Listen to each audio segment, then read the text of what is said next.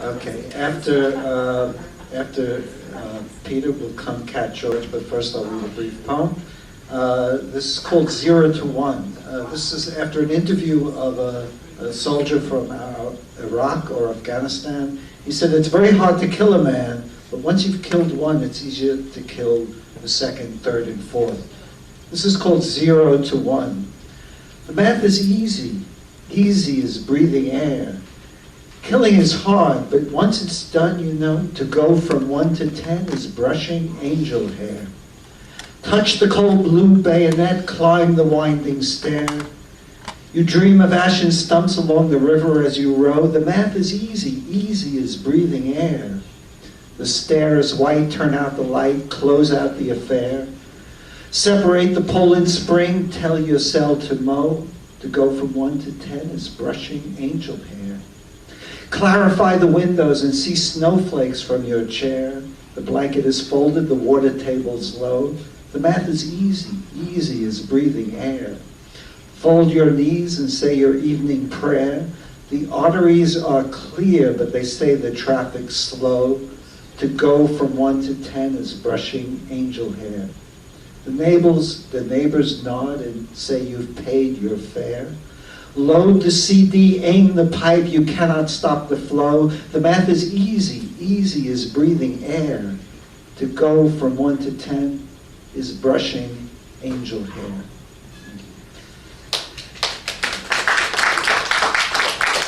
Someone had asked me, Cat George, who is Cat George? I said, Cat George is Cat George. This is Cat George of Three Room Press, son of Pony Maintenant, the Dada magazine. She's at Cornelia Street every first and third Friday of every month, and she is also in theater like Peter, works with him often. Cat George, who is Cat George. Thank you.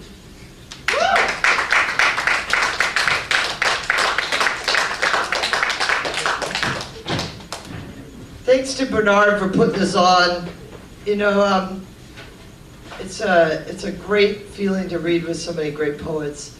And of course, I love the Bowery Poetry Club. So thank you to Bob Holman for keeping this going. Okay, here we go. I'm going to read some poems. Text me if you can. So much was done before the age of the text message. Pyramids and cathedrals, empires, rise and fall, small wars, civil wars, world wars, atomic wars, and art galore. Enough to fill galleries and crypts. And somewhere along the way, without GPS, the North Pole was discovered. And the South Pole, and the moon. And the electric light bulb glowed, and violins were created, and lawnmowers and more.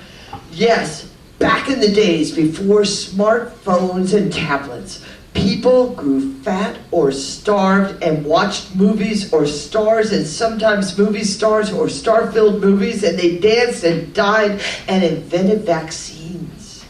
And it was all so much fun back in the days when children did not ignore their parents by texting, and emotions were not aligned pharmaceutically, and even the broken-hearted found a way to laugh when the fat lady slipped on a banana peel.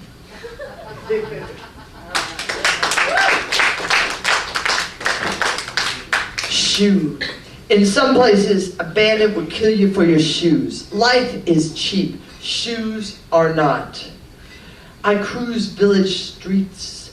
Gotta save these souls for the hard times ahead. Save them for the times when all the preaching on both sides won't add up to anything but shoot or run. All this whistling about politics, the left-right divide grabs attention.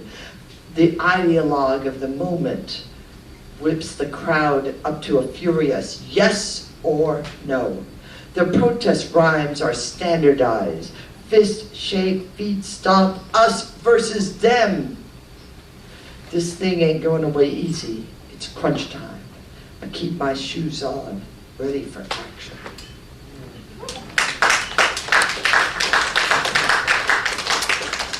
Okay, this one's called Out of the Swamps.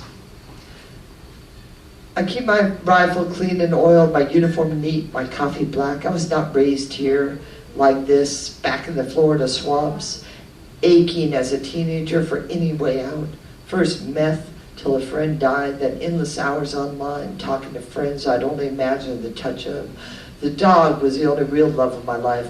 My brother took him when he moved to the city. I hated him for it, but he won the battle. As Captain Smith says, a battle ain't a war. The recruiter at school didn't hide nothing. He told us it would be tough, that for girls it would be especially tough, especially boot camp, which was true. Some days here I thought I would die. But it's not like I'm doing this for free. I got the money, and when I get out, I get a job doing translation or something, so I guess it's worth it in the long run. It's not like I don't know people who've died. Back at home, there were plenty. Jack and Minna, and then my 4 best friends who were all in the car when Lars drove them drunk and then hit that wall speeding. If I was still home, I'd probably be doing something stupid too. Now everything I do is for a reason. Not that I'm doing much yet, just sitting, cleaning my rifle and thinking. We're a long way from any action so far, but tonight I met a few guys who saw some. They didn't talk like those burnouts from Vietnam either. They were cute, my age, and into the same games as me. The tallest guy is even from Florida, like me, and get this, he knows where Hollister is. Coolness. He reminds me so much of my brother, kind of, except my brother was mean. Last time especially, all I ever wanted to do was be a soldier, and when I got my chance, he laughed at me. Too small, too weak, too fragile.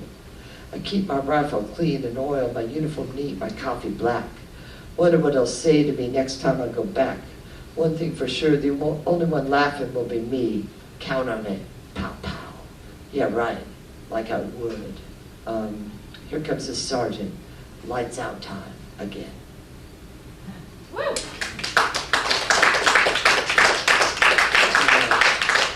I got a few more. All that authenticity may be getting old. That was a headline in the Times, and we held a little soiree of poets that had to be the title of their poem, and it was really fun. So it's like, this was my poem. All that authenticity may be getting old. She was the mistress of the sewers, living concrete hard in a high-top gutter. Then she found religion and dripped into a job. Started eating, started sleeping, started thinking, started up some high-step ladder to success. Dreaming big dreams like a big girl, and a big girl she became. Waking one day alone in a well-heeled penthouse with a Pekingese in one hand and a smartphone in the other, under a star-lit ceiling hand-painted by Jamaicans, next to a hand-carved distressed nightstand made of walnut trimmed from a fallen branch of an organic tree in Kenya. Atop it, a colorful crocheted cover from a Bolivian woman's collective, and a suitably rusty lamp made of found discarded nuts and bolts collected by Honduras artisans and sold online by Crate and Barrel too.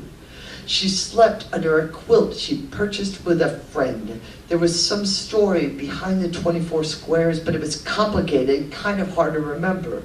Was supposed to raise awareness of something. Her phone alarm went off with a Tibetan singing bowl ringtone.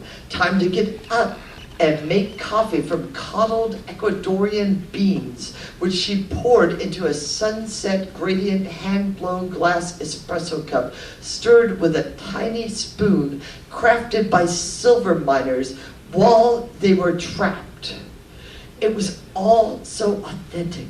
She'd supported the poor of the world for years, buying only from collectives or their online representatives. It was so real. Her purchases reflected her philanthropic heart, which beat under a very well-matched pair of 36D breasts, designed by a very white, very clean, very rich doctor in Beverly Hills who, for only a slight additional charge, sucked out her belly fat, straightened her nose, and made her wrinkles disappear.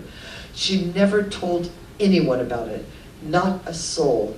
Well, only her husband. She did it only for him. She didn't ever want to be lonely again. And there she was.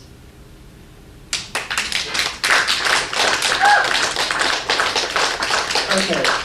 One short one, one last one, and here we go. Games of Twister. There are dogs in New York with more names than their owners and clowns and teapots screaming for soap. There are 7 stones in St. Patrick's Cathedral engraved with letters that spell a secret word that rhymes with orange or halibut or some other flavor of popcorn. There is a bank that lost $3 billion and only 20 people showed up to protest. There's a new verb for dancing that used to be a noun, and now it's a famous technology company. There are revolutions literally sparked by a young man setting himself on fire.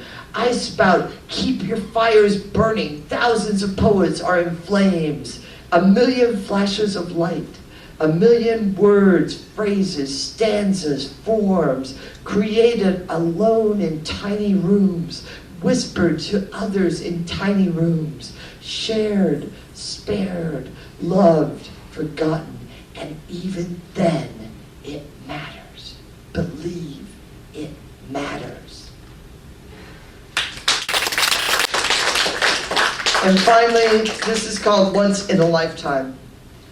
At the health food store, I look for asparagus, the skinny kind, they're out. I ask the guy in the green apron what happened. He shrugs, no sé. A woman near the granola turns and hisses, speak English. A man next to fair trade coffee informs a woman, no sé means I don't know, okay? The woman's boyfriend, tofu-laden, growls, not in this country. Someone on the way to the organic steam table pauses in 2 cents. This is a free country, dude. Another woman, older, shuffles from the soy milk aisle and announces, my family, when we come here, we all learn to speak in English. A tall man pushes a cart of free-range chickens and pauses, don't let this sister disrespect you, my brother.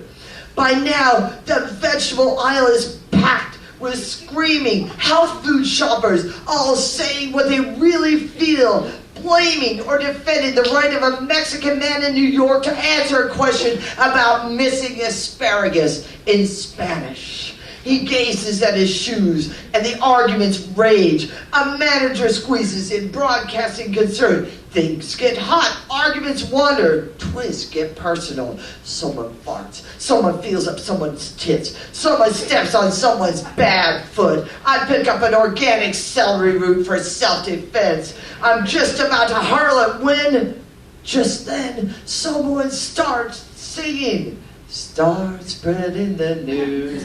It's the Mexican man singing in perfect English, a voice rivaling Sinatra's, no trace of an accent. His voice is warm, genuine, enveloping, warm. The arguments slow, people join in. If I can make it there, I'll make it anywhere.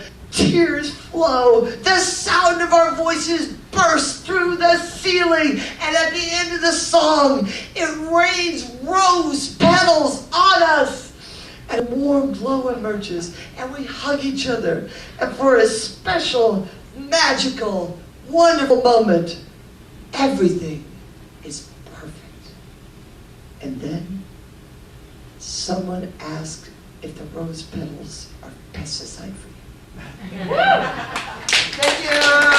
Thank you, Bernard Blanc, for putting this on. Thank you, Bowery Public Media.